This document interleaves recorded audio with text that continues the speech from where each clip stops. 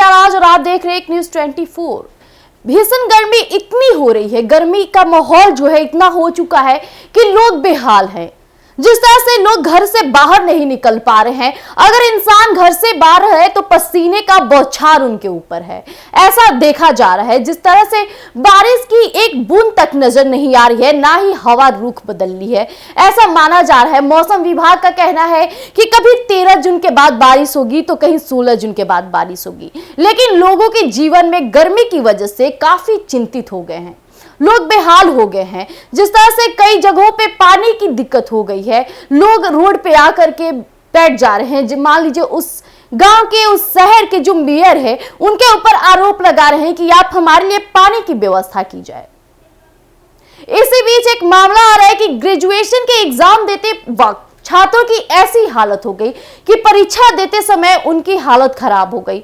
लोगों ने गमछे लेकर अपने चेहरे को, अपने पसीने को पोंछते रहे और एग्जाम पेपर पर लिखते लिखते उनके कॉपियां तक भीग गई। आइए हम आपके बीच साझा करते हैं एक ऐसा ही केस जो आरा जिले में हुआ है। जी हां, आरा में भीषण गर्मी और तपिश के बीच वीर कुंवर सिंह विश्वविद्यालय के 60 केंद्रों पर स्नातक सन 2023 और 27 के दूसरे सेमेस्टर की परीक्षा शुरू हो गई है। वहीं भोजपुर जिले के कई परीक्षा केंद्रों पर गर्मी व पसीने के कारण छात्र टी शर्ट और शर्ट उतारकर परीक्षा देते देखे गए। वहीं कई छात्राओं को दुपट्टा और छात्रों को तौलिए से पसीना पोंछते हुए परीक्षा देते देखा गया। जिन केंद्रों पर कूलर और बिजली के पंखे की व्यवस्था थी वहां सुकून था, लेकिन जहां पंखे नहीं थे या सीलिंग फैन डोल रहे थे वहां बड़ी मुश्किल थी। जी हां, Arvind teachers training college Dularpur केंद्र पर स्थिति ज्यादा खराब थी। यहां परीक्षा दे रहे सनोज कुमार ने बताया कि किसी कमरे में पंखे की व्यवस्था नहीं है, एक बेंच पर 5 छात्र बैठाए गए थे। किसी तरह से परीक्षा हम लोग दे रहे हैं। यहाँ स्थान के अभाव में कई छात्रों ने बरामदे में फर्श पर बैठकर परीक्षा दी। वहीं कॉलेज के सचिव डॉक्टर अरविंद कुमार ने बताया कि कुछ लड़कों के पैरों में चोट थी, जिसके कारण उन्हें बेंच पर बैठने से इनकार कर दिया।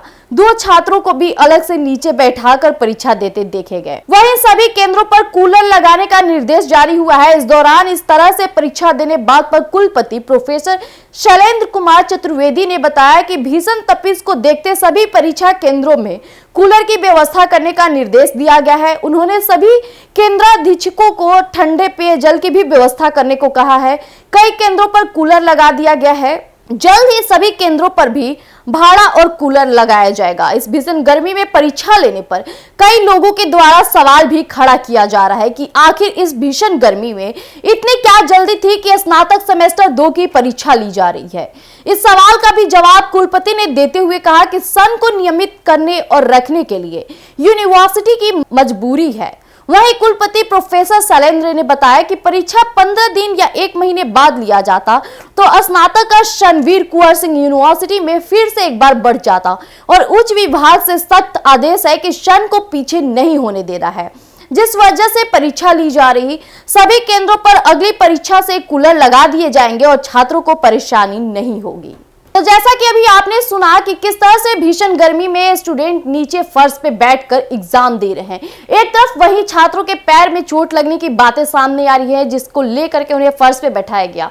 वहीं कुछ छात्रों का कहना है कि इतनी गर्मी है, इतनी ज्यादा गर्मी है कि हमें पसीने से पूछ करके, अपने पसीने को पूछ कर एग्जाम देना पड़ रहा है, और इतनी गर्मी में सिर्फ एक पंखे की डोलन से हम कितना देर तक सह पाएंगे।